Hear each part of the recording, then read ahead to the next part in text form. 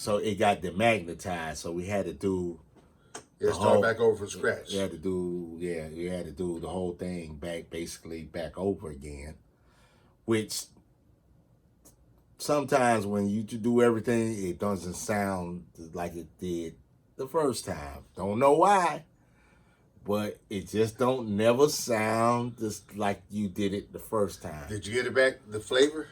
Flavor never came back like it did the first time. Never. It was straight, but it wasn't the way it was the first time. Okay. But a lot of shit was done there. Raheem did his song. Raheem the Dream. Raheem the Dream. Okay, so how's that fit in with you? The only thing Raheem, he's from Thero High too. He went another alumni from Thero. Raheem didn't really. This first song really didn't have nothing to do with me. First song he did, Raheem the Dream, which was a Atlanta hit. It didn't really have nothing. I was there, and he already knew what he wanted. He already knew how he wanted the beat to go, and he just didn't know how to program it, but he knew he could say it out of his mouth. So basically, it got programmed. Who, you programmed it? I was just there. Okay. You know what I'm saying?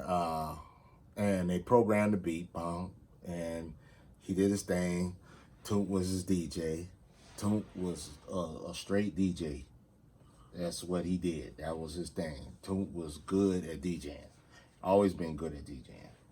Yeah, I kind of remember him being like in battle of DJs and stuff. He used to compete in DJ competitions. So yeah, big ups to Toot.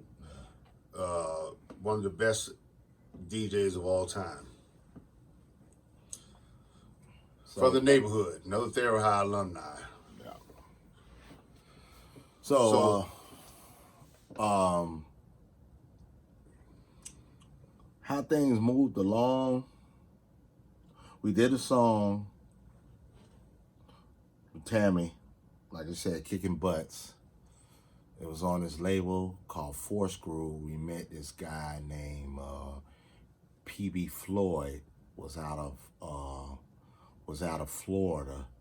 He had a label, which was his label, and what was the name of the label? Four Screw Records. Okay. And he used to play for Casey and the Sunshine Band. Oh, okay. He used to play. I think he would play horn or something like that or whatnot. So at that time, if I recall, there wasn't. If you were an artist in Atlanta, there were no labels around. You had to. Yeah. You had to leave, kind of, almost to get a deal. Yeah, to basically get there's labels, but there was no labels that can take you out of Atlanta. Okay. They didn't have the distribution and all that right there. It's okay. Just, what labels was around? Raheem and them started their label. It was called Arvis Records. Arvis Records. So Raheem Dream had his own label. Yeah, Jarvis Raheem. Oh, okay. Oh, and the only people that might have been distributing out of that, and that wasn't really right then, but it was coming along, was Ichiban. Ichiban. So yeah, I remember hearing that name a lot of the Atlanta. That was Success and Effect was Ichiban, wasn't it? Mm-hmm.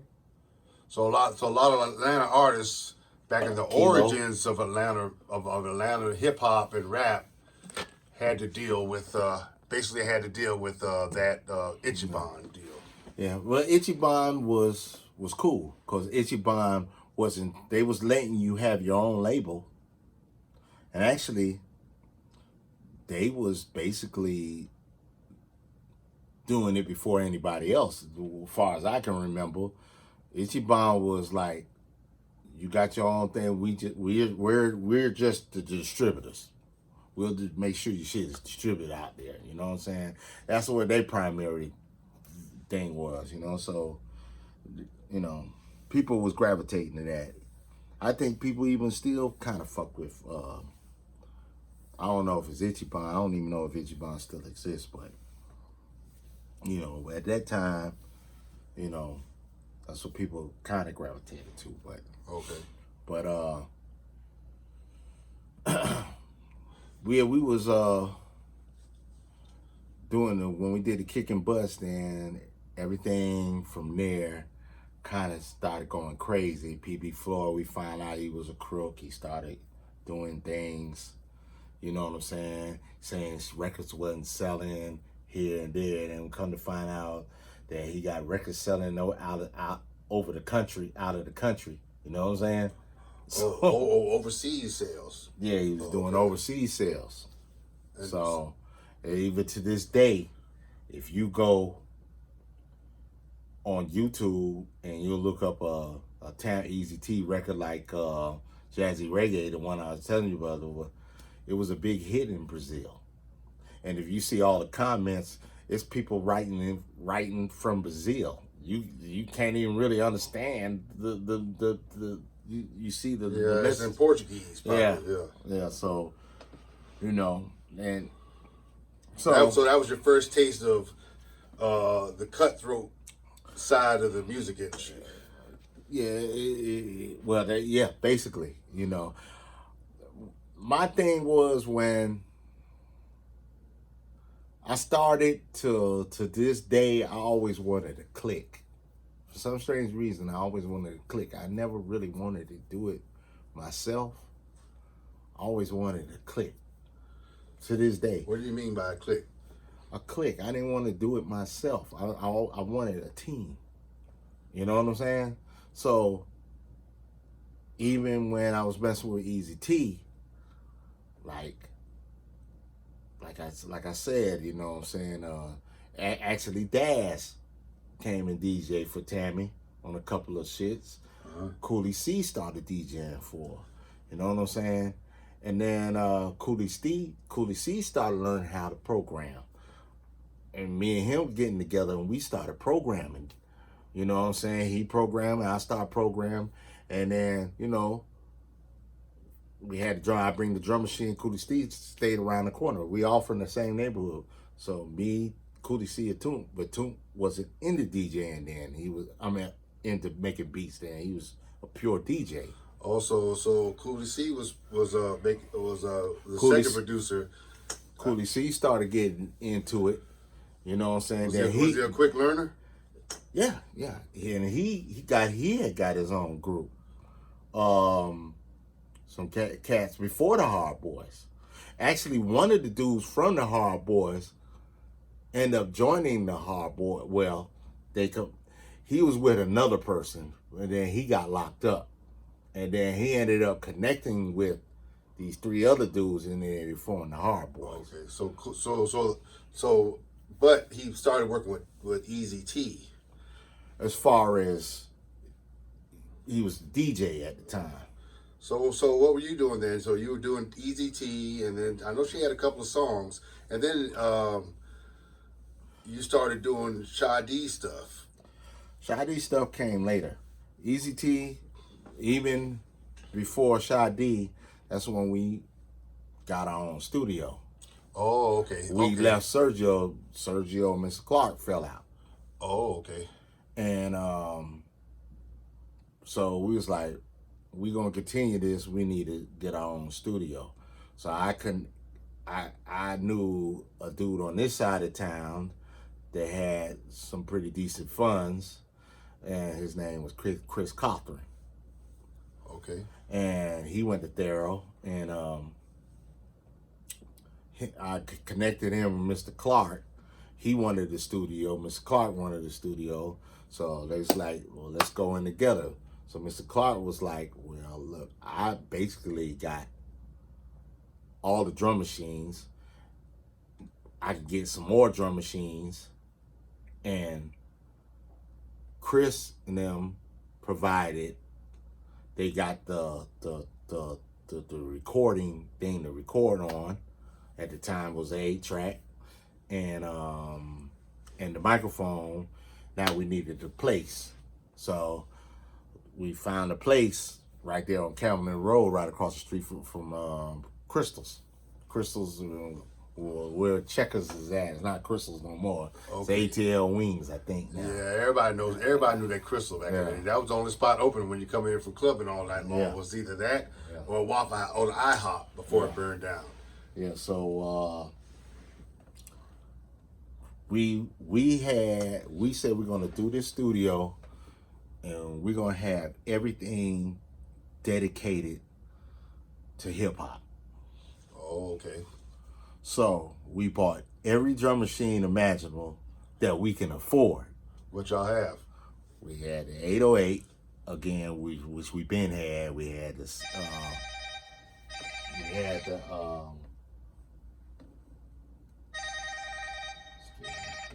We had the 707. We had just bought that. We bought the 727, which is the percussion bongos and kiboshes thing. And there was another drum machine that we got that I liked it. I told Mr. Clark I want it because there was this guy named DJ, what was his name? What was his name?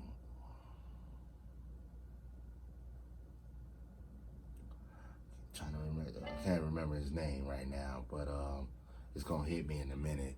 And he did a record with this dude named Fresky, and it was called "You Shouldn't Have Said You Wanted a Battle." And this beat machine was different. It can go backwards. What was the name of it? Sound. It was called the Tom Sequential. Okay. I said I want it, so Mr. Clark got it for me. So we So you had had the 808, the 707, the 727, that other drum machine that go backwards. Tom Sequential. And you still had a 606? No, No, I had to return it back to the rightful owner who gave it to me from the beginning. He wanted his stuff back, so I gave it back to him. Okay. Yeah. And did you have the 909? You know, I said 707. It was the 909, not the 707. I'm sorry, 909. Okay, 808, Right. 909, 727, and Yeah. okay, so that's like all the hottest drum machines All the hottest at that hip-hop. time. All analog stuff was there. That was before MIDI, wasn't it? No, because I had everything MIDI together. How'd you MIDI the 808? It ran by sync, but there was a connection on one of the drum machines where you can go either sync or you can go MIDI. Oh, that's how you tied the 808 into the into a MIDI signal. Yeah.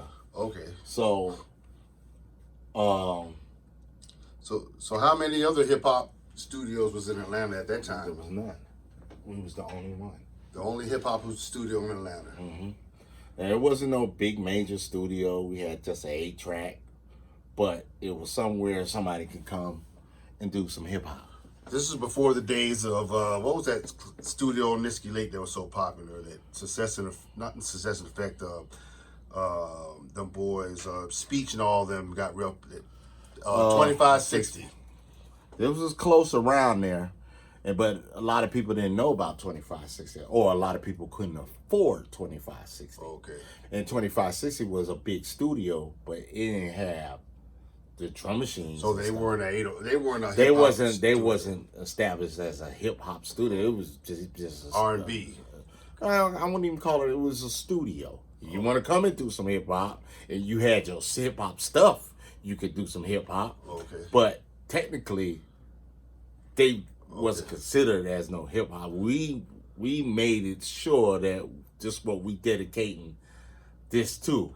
So this was at that time, Atlanta was trying to emerge in a break because New York was And empowered. the studio, by the way, it was called Cartwright Studios. Oh, okay. So Atlanta at the time New York was still in power in hip hop, I believe. Yeah, most definitely. Okay, so Atlanta had emerged. So this is kind of like the beginning of the And the thing about it was, Mr. Clark made the studio more for to keep a daughter going. You know what I'm saying? He didn't really have artists, you know, extra doing stuff. Chris, on the other hands, had ideas with who he had some people to do who he had. Who do you have? It was some cats that he found. I can't remember where he found them at, but he's Chris. Chris was a New York guy, so you know what I'm saying. He brought some people down from New York. You know what I'm saying, and his thing was I want to do this New York shit. You know what I'm saying, and which was cool.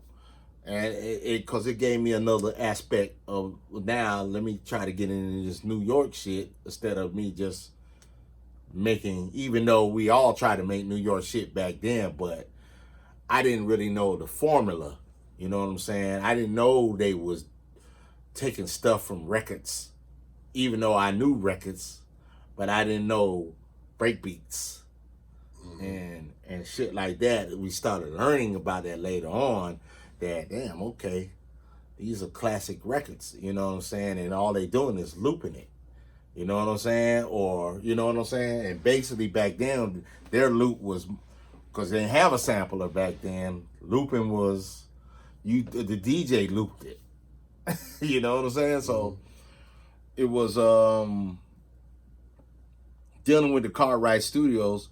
We opened it. We did all right. You know, we still didn't have access to getting everybody out there, getting the name out there for a hip hop studio, because we didn't really know how to get it out there. We didn't have no radio play to do no commercials like that. So it was like, you know, hearsay, he say, she say, you know, hey, there's a studio over here, Blase Squad. We had a few people come in and record, you know, but basically we was doing more in-house shit. So, okay.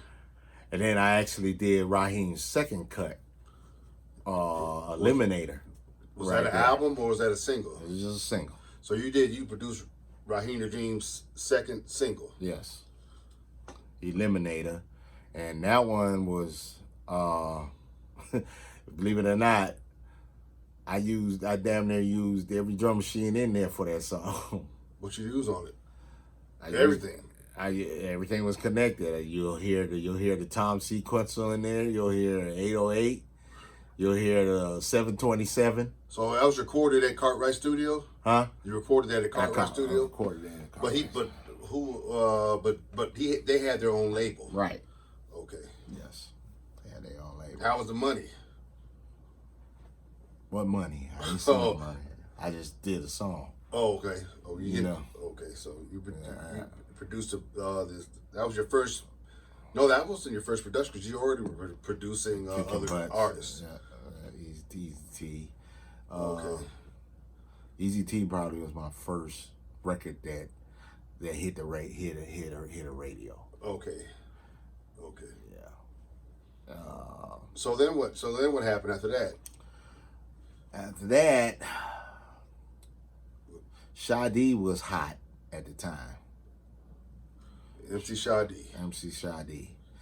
And MC Shadi came from the East Side. He was an East Sider. And he came from over there, affiliated with the Edwin J and their movement.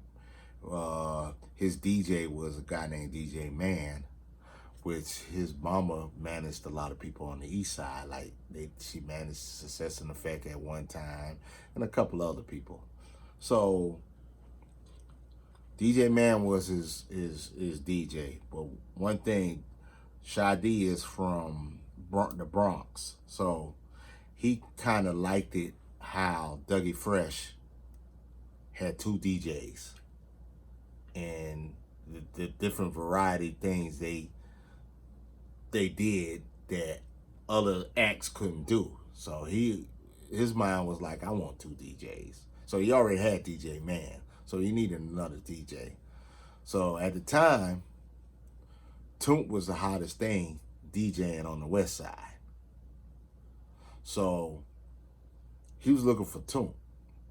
So he came over to the hip hop studio on the West Side, and he came to me and he was like, hey man, I'm trying to find DJ Toon. I'm like, hey man, shit, I got his number, blah blah blah blah blah. So I called Toon. I'm like, Toon, man, Shadi want to talk to you, blah blah blah. I said, so anyway, I gave him the address, whatever. He went to go holler at Toon. He wanted Toon to be the second DJ. At the time, Toon was still in high school, so he went there to see can he get Toon the DJ. Toon's mama told him no. He's still in high school. He's not going nowhere till he finish and graduate. So Toon couldn't go. So Shadi came back to the studio. He's like, hey man, I said, he told me what happened, and he was like, hey dog, I'm still looking for a DJ. He asked me, do you want a DJ?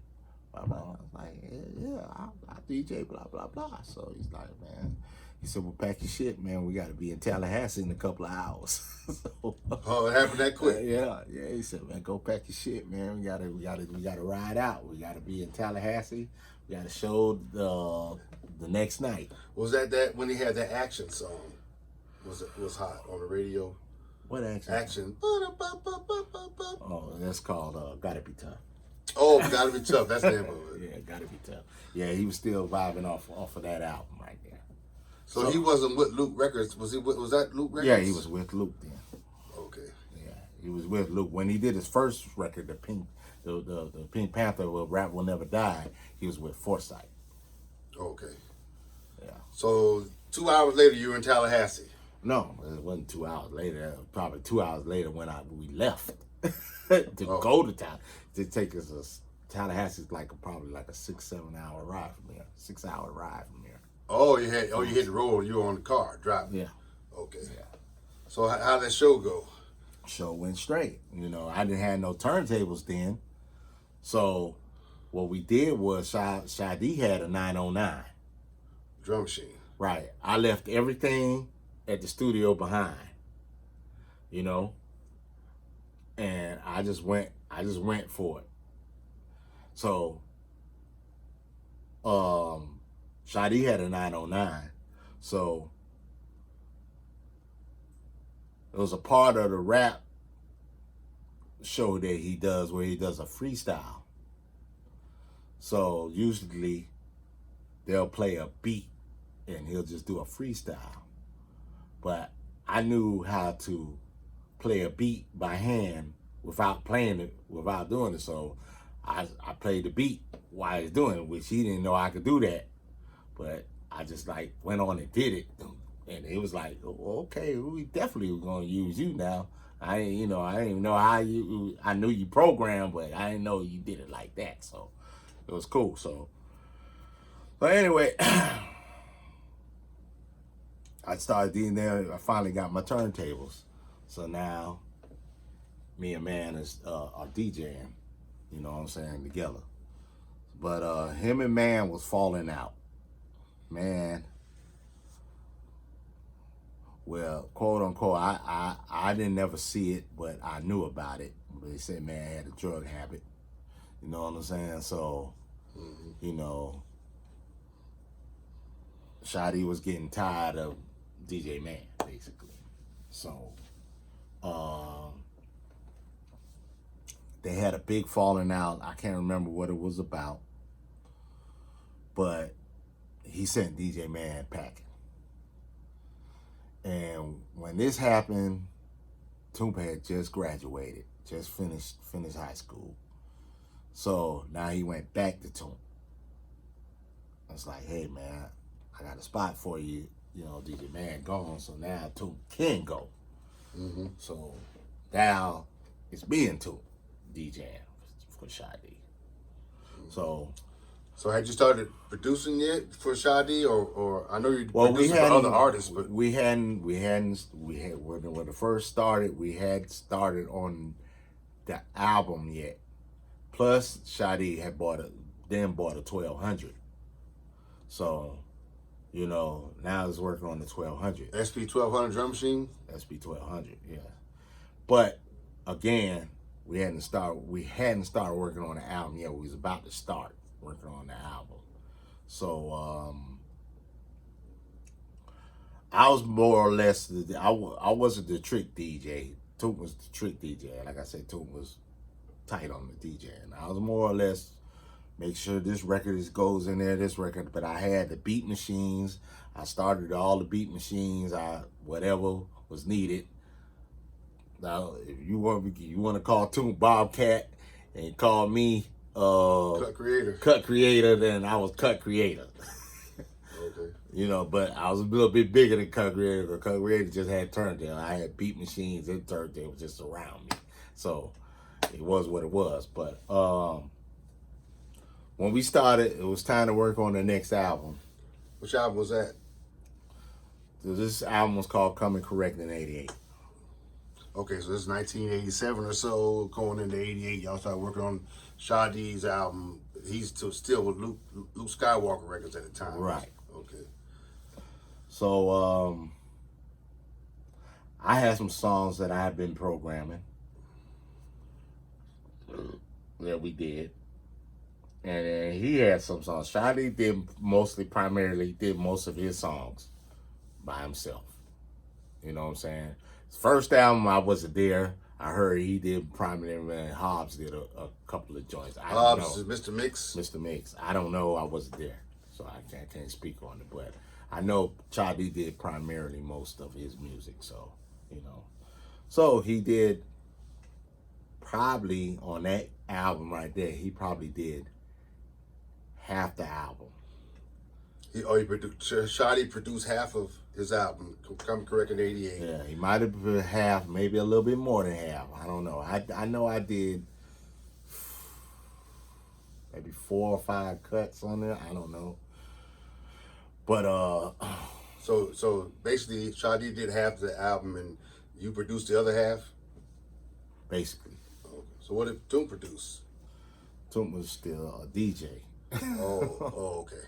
You know, but Toom did his thing, his DJ, and he knew what to throw in with certain shit. But as far as making the beat, Toom was a full place DJ, dog. Okay. So the album was done. Well, our last cut that we probably did, and I'm gonna tell you where this came from, and I be hearing these stories that people be saying that it started like this. I heard interviews with Toom say it started like this, and he did this, and he did that, and it's not true. I'm gonna tell you how Shake It came about. There's a song called Shake It on the album. Tell you how the song came about. That was the biggest single on the album. Yeah. Okay. I'm gonna tell you how that song came about.